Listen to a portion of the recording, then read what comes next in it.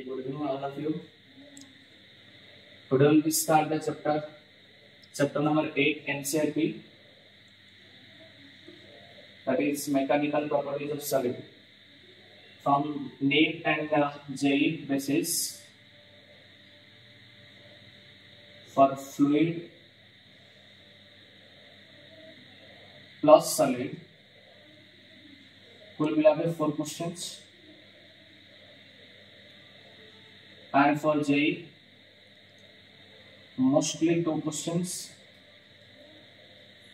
and for advance also 2 questions.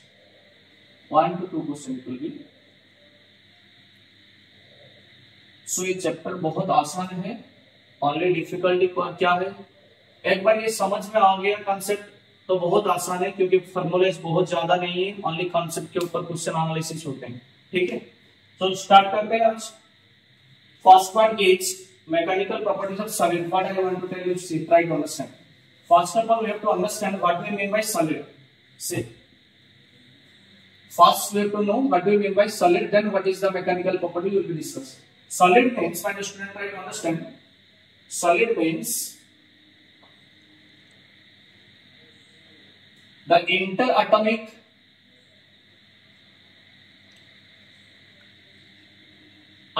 force is very high. क्या है? Very high. Interatomic force is very high, having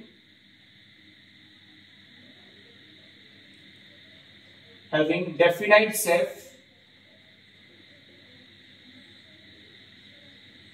size and volume and contact surface, then that matters are known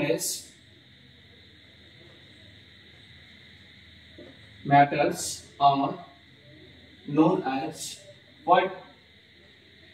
Solid. कोई एक matter होगा जिसका definite shape, size होगा, और inter atomic force, ये बहुत इंपॉर्टेंट पॉइंट है, इसके ऊपर 2-3 बार क्वेश्चन आया है. Inter atomic force is very high, having definite shape, size, volume and having the contact surface. Means if I want to test the body, if it is possible, then having the contact surface. If you want to touch the liquid, it is possible, so I can tell it has the contact surface. Similarly, I can want to touch the gas. Is it possible? No. So hence I can conclude gas has no contact surface. Okay, second part. It is telling that solid means the interatomic force is very high, having definite shape, size, volume and contact surface, then that matter are known as solid body. Okay, my student, try to understand what do we mean by interatomic force. That is the main important point. Interatomic force means, try to understand, interatomic force. This one we have to discuss in detail. Clear?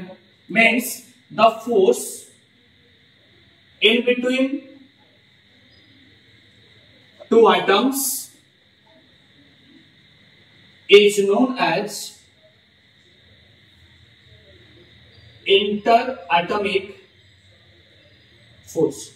But ये definition में काम नहीं चलेगा, ये definition काम का बात नहीं है. इन डिटेल मैकेनिज्म देखेंगे, फिर न्यूमेरिकल क्वेश्चन बनाएंगे. ये कंसेप्ट ना पूरा का पूरा ग्राफ वगैरह बना दूंगा, फिर बाद में क्वेश्चन देंगे, वो क्वेश्चन भी बहुत कंसेप्चुअल बनेगा. 2-3 पैटर्न का क्वेश्चन इसके ऊपर बाद में डिस्कस करेंगे. सेकंड पार्ट क्या होता है, जो सॉलिड मैंने बताया वो सॉलिड पहले 2 पार्ट में डिवाइड हुआ है. क्लियर है ना? ये solid is divided into 2 parts according to its structure, according to structural arrangement. Solids are 2 types. Clear है? Try to understand. According to structural arrangement, solids are 2 types. One is crystalline solid,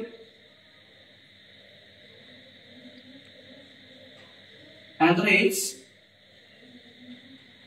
amorphous solid. Chemistry में बहुत बेहतरीन में पढ़ाया होगा, but physics में जितना जरूरी है उतना ही डिस्कशन करेंगे. एक क्या है? amorphous solid है, another is known as by crystalline solid. Clear है?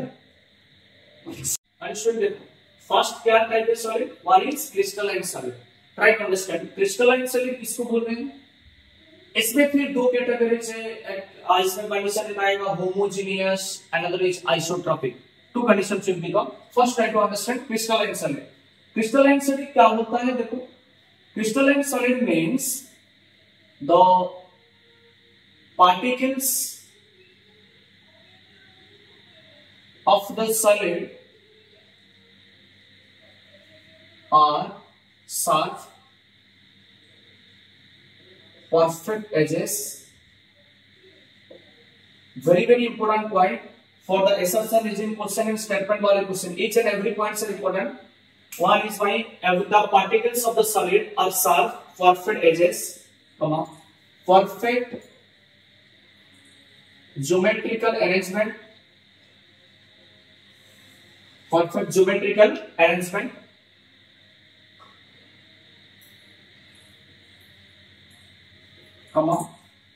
it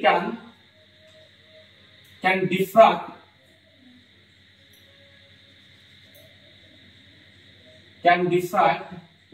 X-ray and anisotropic, then that solid is known as crystalline. Handwriting अच्छा है ना, समझ में आ रहा है कि नहीं हैंडराइटिंग में, ठीक है ना। Particles having the solids are sharp, perfect edges, perfect geometrical arrangement, can diffract the X ray and anisotropic, then that is known as by crystalline. Try to understand. First of all, sharp and perfect edges. For example, I can consider a solid body over here. That solid is the composition of my what? Some atoms are there, and that atoms are having perfect edges, sharp, clear, perfect edges. Then and a perfect geometrical arrangement, for example 3 and here 4, like that a perfect geometrical arrangement should be there, and it can be diffract the X-ray. Understand, you know X-ray has a very high frequency and less wavelength, yes or no? When these solids are perfectly arranged, then if I will put the some amount of X-ray like this, X-ray, I want to put the X-ray like this, the X-ray should be moved in this direction, but due to diffraction it returns its path. Clear है? X ray जाना चाहता है straight line में, but इनका crystal का जो arrangement है वो अरेंजमेंट इनको सीधा नहीं जाने देगा, वो डिफ्रैक्टेड हो जाएगा, बेंड हो जाएगा। क्लियर है? तो इस टाइप ऑफ सॉलिड को क्या बोलते हैं, क्रिस्टलाइन सॉलिड बोलते हैं। इसमें और एक पॉइंट है, जो क्रिस्टलाइन सॉलिड होते हैं ना, स्टामर पॉइंट, क्रिस्टलाइन ये केमिस्ट्री वाले भी काम दे देगा। Crystalline solid having high boiling point, high, or you can tell sharp boiling point, sharp boiling point। ये जो क्रिस्टलाइन सॉलिड का बॉइलिंग पॉइंट बहुत हाई होते हैं, ये जो मटेरियल होता है ना actually perfectly existed, really existed and very strong material, example you can consider diamond. Clear? So very important point है, it is really very strong material है। Second point, it is diffracted the X-ray। Third point, having high sharp boiling point है। And next point is sharp, perfect and anisotropic। Question will be come as the list, that is crystalline solid and amorphous solid will be given, and you have to match the list 1 and 2. Clear? So you have to memorize the point is it is an anisotropic, perfect edges, sharp, diffracted the X-ray, very strong materials and having the high boiling point. Clear? उतना point आपको पहला याद करना है, ये very important point. Okay, फिर आगे बढ़ते हैं। सर वहां पे तो डिस्कशन नहीं किया जो आइसोट्रोपिक क्या है, एनाइसोट्रोपिक। आइसोट्रोपिक एक होते हैं, एक क्या होता है, एनाइसोट्रोपिक। आप जिसको बोलते हैं अनिसोट्रोपिक भी कुछ बोलते हैं, ठीक है ना। One is isotropic, another is known as anisotropic. My dear student, try to understand. Isotropic का मीनिंग क्या है? By the change in direction, by the change in direction, direction change करेंगे तो by the change in direction, if the physical property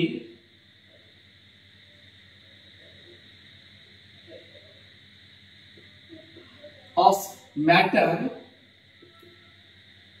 is not changing,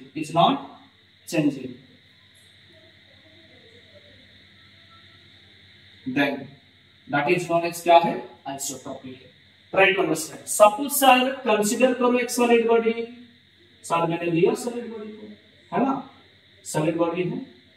sir ये solid body में sir major करो इनका कोई भी फिजिकल प्रॉपर्टी है, pressure low, नहीं सर स्ट्रेस लो, नहीं सर इनका इलास्टिसिटी लो, कुछ भी फिजिकल प्रॉपर्टी ले लो. मान लो कोई एक मैटर का जो physical property pressure, sir x direction में मेजर किया 5 न्यूटन पर मीटर स्क्वायर और पास्कल आ गया. सर यहाँ पे मेजर करो तो कितना आ रहा है? हाँ सर आ गया वही 5 न्यूटन पर मीटर स्क्वायर. नहीं सर मजा नहीं आ रहा है, यहाँ पे कितना सर बता दो. हाँ वही 5 न्यूटन पर मीटर स्क्वायर आ गया. सर यहाँ पे क्या बता दो? वही 5 न्यूटन पर मीटर स्क्वायर. मीन्स हर कोई डायरेक्शन में आप मेजर करो इनका जो भी फिजिकल प्रॉपर्टी, प्रेशर लो, नहीं तो फिर आप स्ट्रेस लो, इलास्टिसिटी लो, कुछ भी लो, इनका जो फिजिकल प्रॉपर्टी है हर कोई डायरेक्शन में इक्वल बन गया. ठीक है ना? तो ये क्या बनेगा? सारा सिंपल सा वर्ड आपको अभी बताया, आइसोट्रोपिक. क्लियर है? सत्तर आइसोट्रोपिक आपने बता दिया, एन आइसोट्रोपिक तो अपने आप ही बन जाएगा. क्या है बताओ? फिजिकल प्रॉपर्टी हर डायरेक्शन में सेम है. नेक्स्ट मैंने चेंज डायरेक्शन किया, अभी ईस्ट में है, नॉर्थ में है, साउथ में है, वेस्ट में है, डायरेक्शन चेंज किया, बट फिजिकल प्रॉपर्टी का मैग्नीट्यूड कांस्टेंट रहा. तो ये क्या बन गया बताओ जी? ये आइसोट्रोपिक बन गया. क्लियर है? सर अनिसोट्रोपिक बता दो. अरे भाई आइसोट्रोपिक का सर अपोजिट है, हम बता देंगे. तो मान लेते हैं कोई एक फिजिकल प्रॉपर्टी मटेरियल है, सॉलिड मटेरियल. सर इसका मेजर करो फिजिकल प्रॉपर्टी, वही प्रेशर को सर 5 पास्कल आ गया. सर यहाँ तो न्यूटन पर मीटर स्क्वायर आया था, अब वही पास्कल ही होगा. न्यूटन पर मीटर स्क्वायर जो है वही तो पास्कल है. तो ये ऊपर में पास्कल कितना आया? 5 न्यूटन. यहाँ पे कितना आया? 5 पास्कल. यहाँ पे कितना आया? Sir 5 pascal. सर यहाँ पे मेजर करके देखो तो सर 4 पास्कल आ रहा है. तो इसका क्या हर कोई डायरेक्शन में जितना भी मैंने डायरेक्शन चेंज किया, पहला डायरेक्शन इसको लिया, सेकंड डायरेक्शन इसको, थर्ड वाले इसको, फोर्थ वाले ये वाले, तो एवरी पॉइंट जब डायरेक्शन मैंने चेंज किया सबका फिजिकल प्रॉपर्टी इक्वल है क्या? सर नहीं है. सर ये 5 ये 5 ये 5 है, ये वाला 5 है क्या? नहीं है ना. तो ये जब 5 हो जाएगा तब क्या बनेगा? आइसोट्रोपिक बनेगा. जब ये 5 नहीं है ये क्या बनेगा बताओ जी? एनिसोट्रोपिक. तो डेफिनेशन आप बताओ, सिंपल सा डेफिनेशन क्या है? Sir if the physical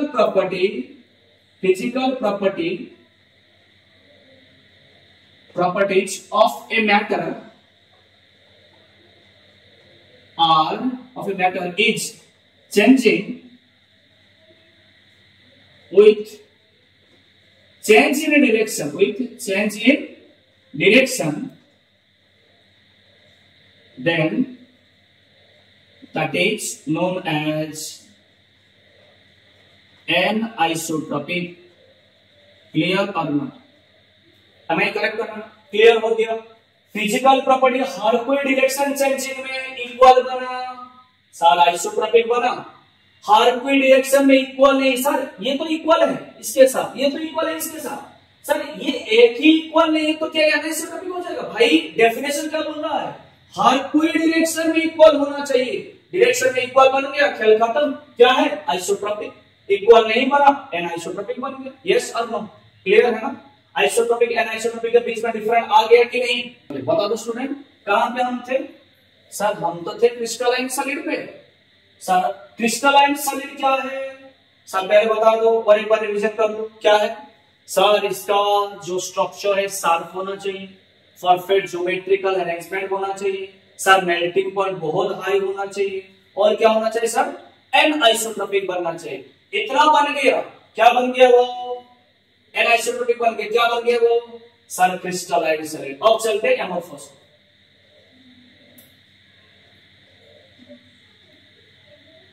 amorphous solid, try to understand. Sir इसका जस्ट रिवर्स कर दो, क्या है सर, एजेस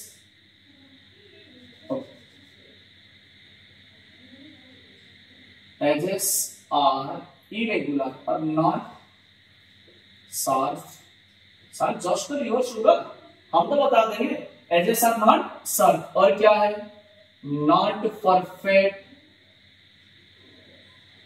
geometrical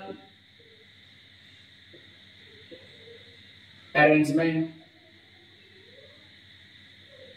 सर और क्या है, low melting point,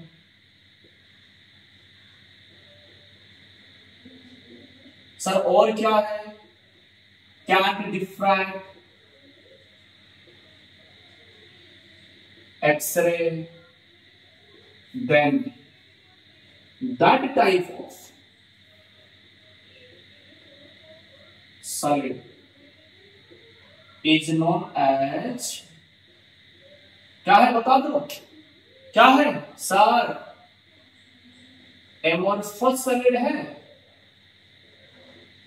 सर ये एमोर्फस सॉलिड क्या है, मान लो इनका कोई एक इरेगुलर शेप है, ज्योमेट्रिकल कोई अरेंजमेंट नहीं है, ऐसा इनका जो एटम का ना कोई परफेक्ट ज्योमेट्रिकल अरेंजमेंट नहीं होगा, ऐसे कुछ होगा अरेंजमेंट, है ना, शार्प नहीं है इनका पार्टिकल्स का, तो ये क्या बन गया सर, एमोर्फस बन गया, क्या है एमोर्फस,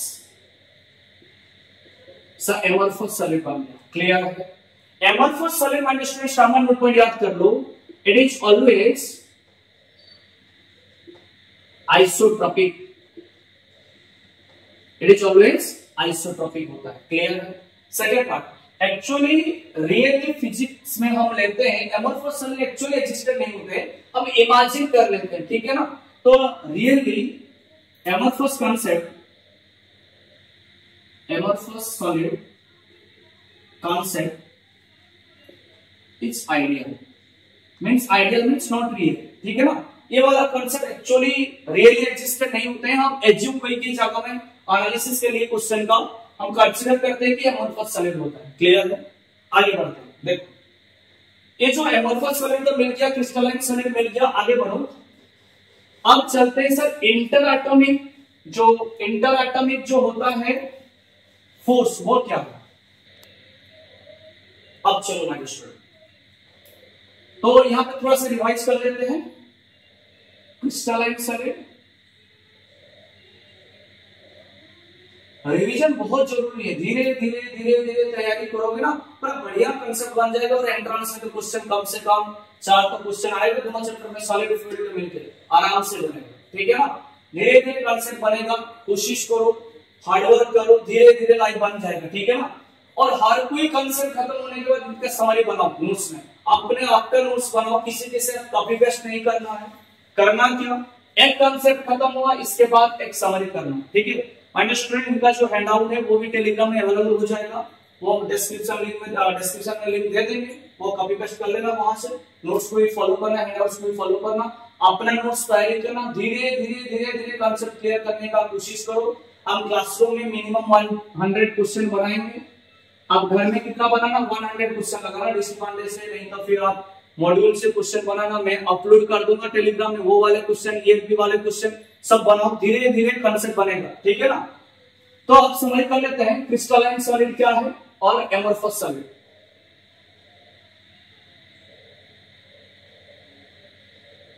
एमोर्फस सॉलिड पहले बताओ सर, क्रिस्टलाइन क्या है, डिस्टिंग्विश कर देते हैं, क्रिस्टलाइन क्या है सर, इसमें होना चाहिए शार्प एज होना चाहिए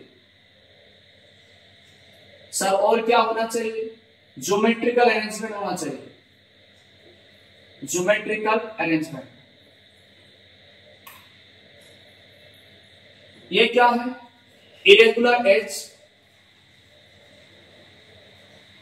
इरेगुलर एज, और क्या होता है, not perfect geometrical arrangement,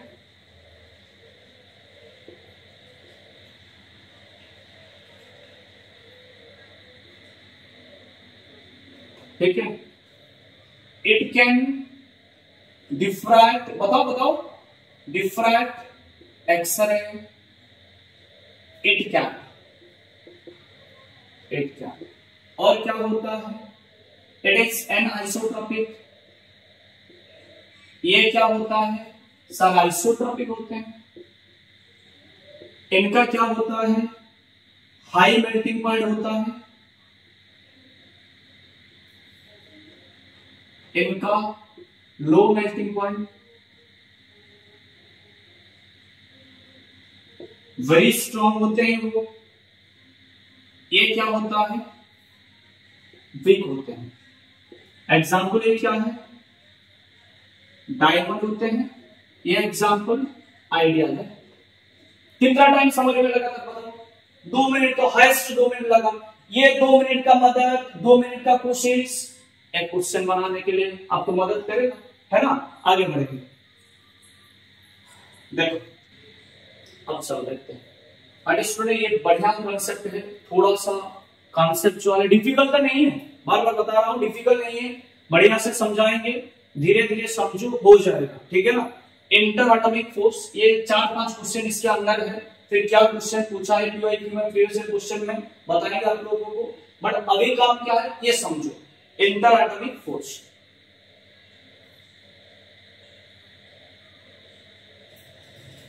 inter atomic force एक बार में समझ में नहीं आएगा तो 2-3 बार इस वीडियो को देखो, आराम से समझ में आ जाएगा। इसका एप्लीकेशन कई सारा जगह में, मॉडर्न फिजिक्स में है पूरा का पूरा इनका एप्लीकेशन, फिर केमिस्ट्री में तो है, फिर यहाँ पे भी है, ये कई सारे जगह में इनका एप्लीकेशन है। थोड़ा सा ये ग्राफ समझ जाओगे, 2-3 ग्राफ है समझ जाओगे, बढ़िया से क्वेश्चन बनेगा, क्लियर है ना। देखो इंटर एटॉमिक फोर्स क्या है, मैंने बताया था definition, force in between the atoms to atom is known as inter atomic force. मान लो कोई एक एटम यहां पे है, बहुत आराम से, ये न्यूक्लियस है, ये एटम के चारों तरफ में ऑर्बिट है, ये वाला इलेक्ट्रॉन, ठीक है ना। सिमिलरली यहां पे एक एटम है, ये चारों तरफ में इलेक्ट्रॉन है ना। ओके समझो, आराम से समझो। मान लो इंटर एटॉमिक यहां पे लिख देते हैं, R1 क्या है, इंटर एटॉमिक डिस्टेंस क्या है बताओ, इंटर एटॉमिक डिस्टेंस।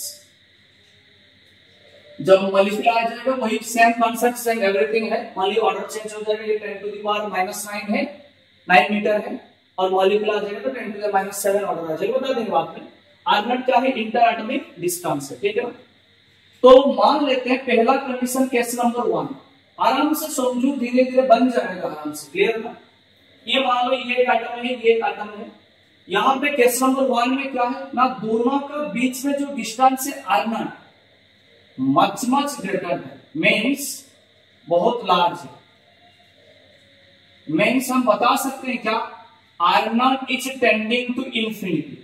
ये एक एटम है, ये एक एटम है, दोनों एटम बहुत दूरी में है, ठीक है ना, मान लो इंफिनिटी दूरी में, तो इसका बीच में कोई अट्रैक्शन रहेगा क्या, कुछ नहीं सर। ओ ग्रेविटी का काम कर रहा है, ये तो सही है, वो अट्रैक्शन ग्रेविटी सबसे कम है ना, डोमिनेटेड कौन है, न्यूक्लियर फोर्स सबसे बड़ा है 10⁻38 ऑर्डर का, तो इसके बाद इलेक्ट्रोस्टैटिक फोर्स होता है ना, तो सबसे तो छोटा है ग्रेविटी फोर्स। मान लो अरे दुनिया में सबसे फंडामेंटल जितना भी फोर्सेस है ना, सबसे ग्रेविटी फोर्स कम है, तो इसके लिए हम ग्रेविटी को टेंडिंग टू 0 मान लेते हैं। तो जब R0 इंफिनिटी है तो फोर्स कितना है इन बिटवीन, सारे टेंडिंग टू 0। मैंने इक्वल इसके लिए 0 नहीं लिखा कि ग्रेविटी फोर्स कम कर रहा है भाई, क्लियर है ना, तो टेंडिंग टू 0 लिख दिया। केस नंबर 2 सर बता दो क्या होगा, केस नंबर 1 है तो मान लो केस नंबर 2 बोल रहा है कि R0 is small, R0 is small, बहुत छोटा है, बहुत तो छोटा नहीं, छोटा है। मान लो ये एक न्यूक्लियस है, ये इलेक्ट्रॉन है, इसके पास में आ गया ये इलेक्ट्रॉन है, तो इस साइड में हमारे स्टूडेंट क्या होता है, देखो समझो आराम से, ये वाला कंसेप्ट बहुत बेहतरीन लिखा हुआ है न्यू मिलेनियम बुक में, आप देख सकते हो, नो प्रॉब्लम। तो ये वाला पॉजिटिव चार्ज इनको अट्रैक्ट करेगा, इनका जो पॉजिटिव चार्ज ये वाले इलेक्ट्रॉन को अट्रैक्ट करेंगे, ठीक है ना। तो ये दोनों का बीच में जो फोर्स काम करेगा F is equal to attracting,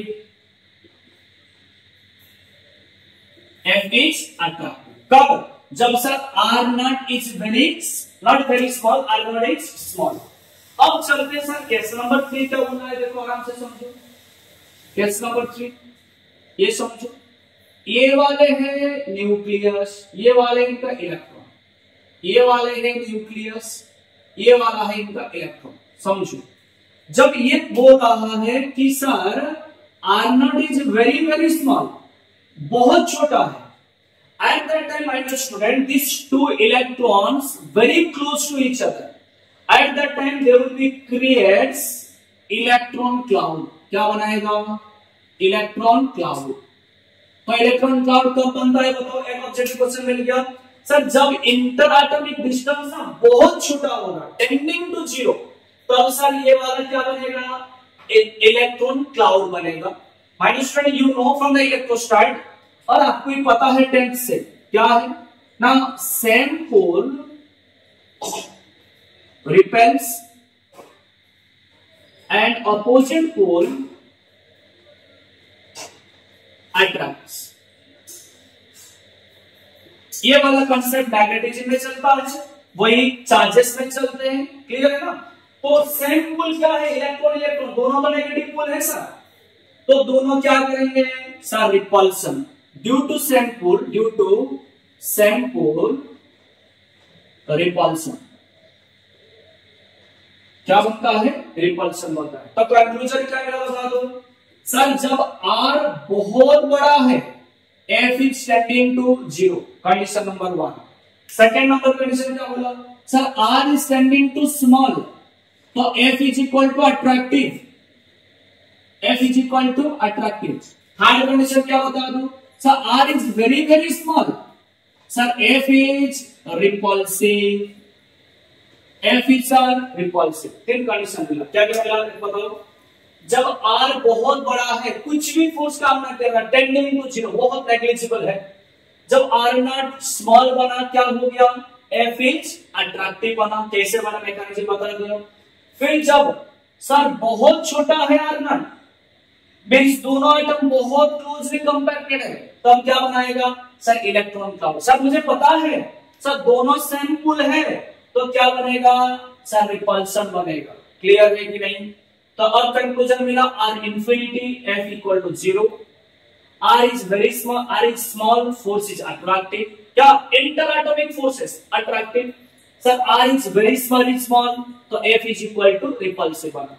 ये तीनों कंडीशन आया। अब चलते हैं थोड़ा वर्क पावर एनर्जी का कंसेप्ट होगा। ओके देखा, अब थोड़ा वर्क पावर एनर्जी में चलते हैं, है ना sir? F vector is equal to minus of du upon dx और dr लिखे, where u is the function of r। बस समझे नहीं कुछ? जब ये बोल रहा है u क्या है? Potential energy. क्या है? Potential energy.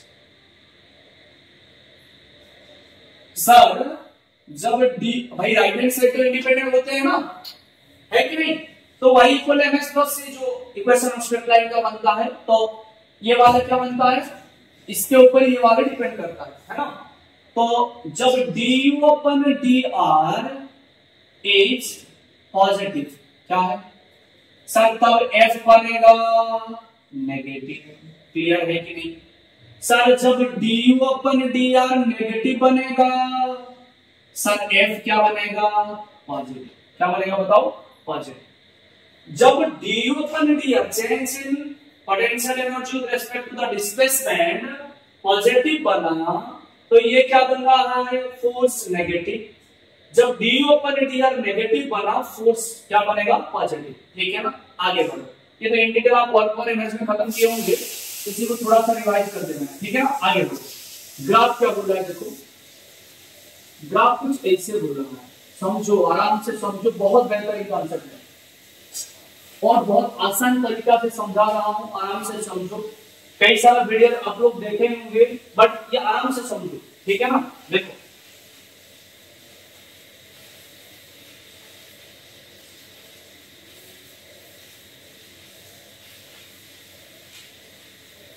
आपको एक बात रिपीट करना चाहता हूं मैं स्टूडेंट, ये जो ग्राफ आप पूछोगे सर मैथमेटिकल रिलेशनशिप क्या है, कुछ नहीं, ये पूरा एक्सपेरिमेंटल ग्राफ है। क्लियर है? एक्सपेरिमेंटल, ठीक है, समझो। ये वाला जो डायरेक्शन है फोर्स का, ये वाला जो डायरेक्शन है आर्मर। क्लियर है? अब क्या बोला है देखो, समझो आराम से, दो तीन कॉन्सेप्ट है इसके अंदर। ये एफ बना, ये वही आर बना, ये एफ नहीं सॉरी, ये एनर्जी बना। अब देखो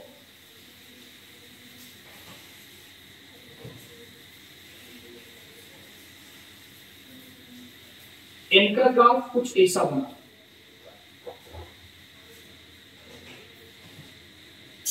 ग्राफ कुछ ऐसा बना। ये वाले जो पॉइंट है क्या है बताओ sir, you minimum, sir minimum potential energy. अब देखो माइंड स्टूडेंट, इस पॉइंट में एफ वो अट्रैक्शन हो या तो फिर रिपल्शन, डजंट मैटर। एफ क्या होता है बताओ सर, जीरो। कोई एक बॉडी में नेट फोर्स जब जीरो बन जाता है, बॉडी क्या होता है, when F equal to zero, body और you can tell here atom is in equilibrium,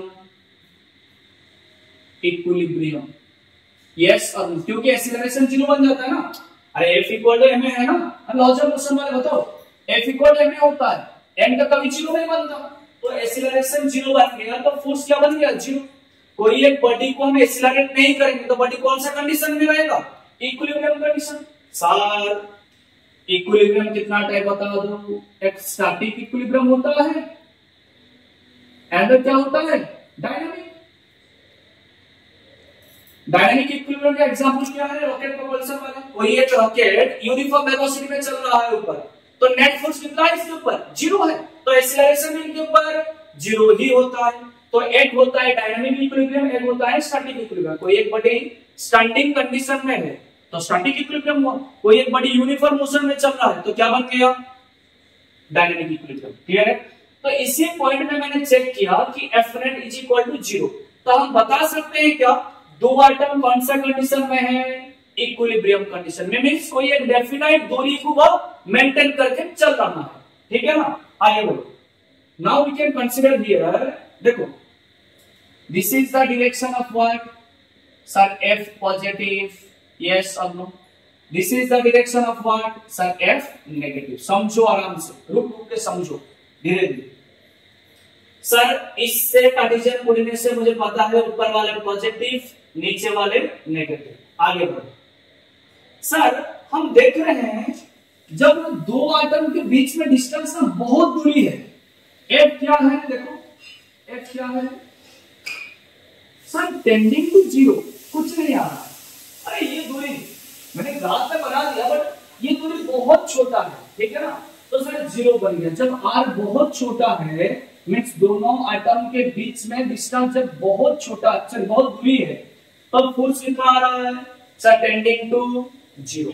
अब देखो माय स्टूडेंट, दोनों आइटम के बीच में डिस्टेंस में छोटा छोटा छोटा छोटा छोटा बड़ा छोटा भी बना दिया है ना, जितना छोटा बना कोई एक पॉइंट में फोर्स मैक्सिमम आ गया, है कि नहीं, फोर्स क्या आ गया, मैक्सिमम आ गया। समझ में आ रहा है कि नहीं, क्या आ गया, मैक्सिमम आ गया।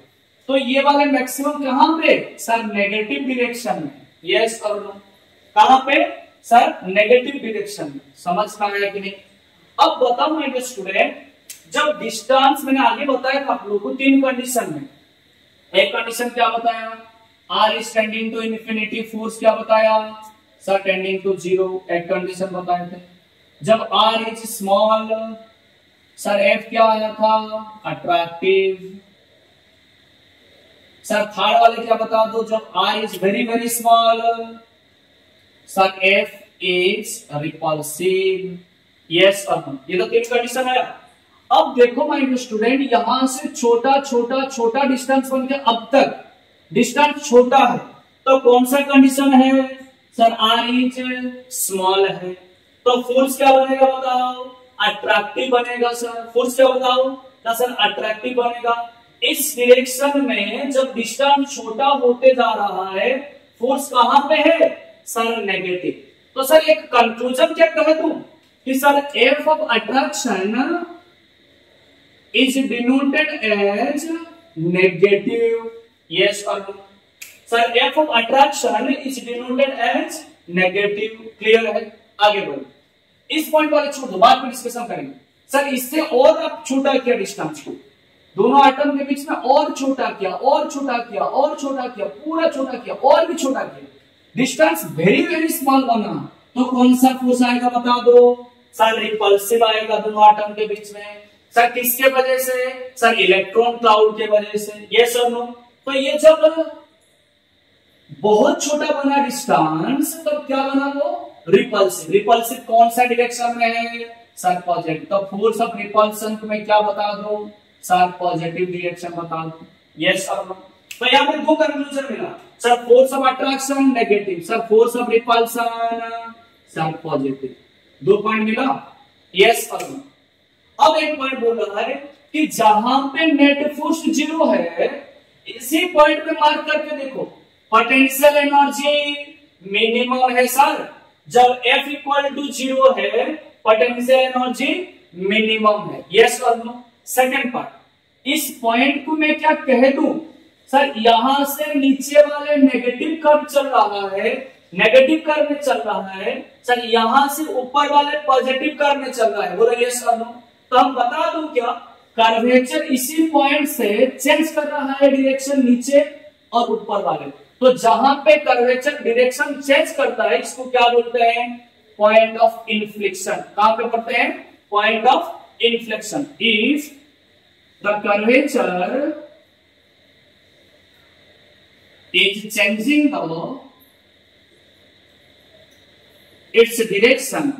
its direction, then that point is known as, ये very very important point है मेरे student, point is known as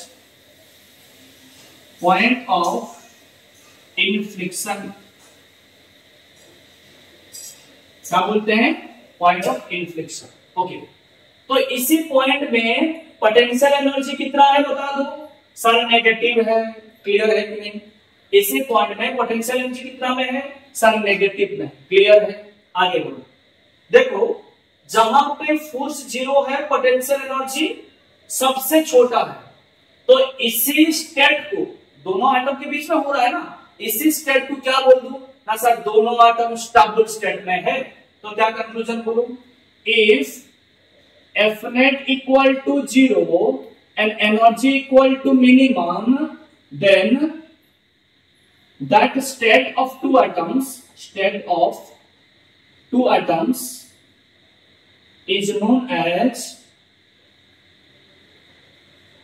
stable state, clear है। मैं सोच रहा हूं आपको समझ में आया होगा, और एक बार रिवाइज कर दूं। जब मैंने डी ओपन डीआर क्या है सर, इसके साथ तो कुछ रिलेट नहीं किया, करेंगे क्वेश्चन के थ्रू में करेंगे, डोंट वरी सर। जब डी ओपन डीआर पॉजिटिव है फोर्स क्या है सर, नेगेटिव। सर जब डी ओपन डीआर नेगेटिव है फोर्स क्या है सर, पॉजिटिव। सर जब डिस्टेंस बहुत छोटा है फोर्स क्या आएगा, रिपल्सिव। क्या रिप्रेजेंट हुआ पॉजिटिव में। सर जब डिस्टेंस छोटा है फोर्स क्या आएगा सर, रिपल्सिव। डायरेक्शन क्या आएगा सर, नेगेटिव, क्लियर है। तो इतना वाला पार्ट है, इसके अंदर कई सारा क्वेश्चन है। इक्विलिब्रियम पॉइंट किसको बोलते हैं, पॉइंट ऑफ इन्फ्लेक्शन किसको बोलते हैं, stable state of two atoms क्या बोलते हैं, ये वाला थोड़ा सा रिवाइज कर लो। आज का क्लास इतना में रहने दो, आपको डीपीपी मिल जाएगा, ईएलपी भी मिल जाएगा टेलीग्राम में। फिर आगे बढ़ते हैं, इनका जो हैंडआउट्स नोट्स है तो वो भी मिल जाएगा टेलीग्राम में, अवेलेबल हो जाएगा, लिंक दे देंगे, शेयर कर देंगे, ठीक है ना। तो बढ़िया से तैयारी करो, खूब तैयारी करो, और फ्यूचर में डॉक्टर और इंजीनियर बना के दिखाओ। Thank you, good night.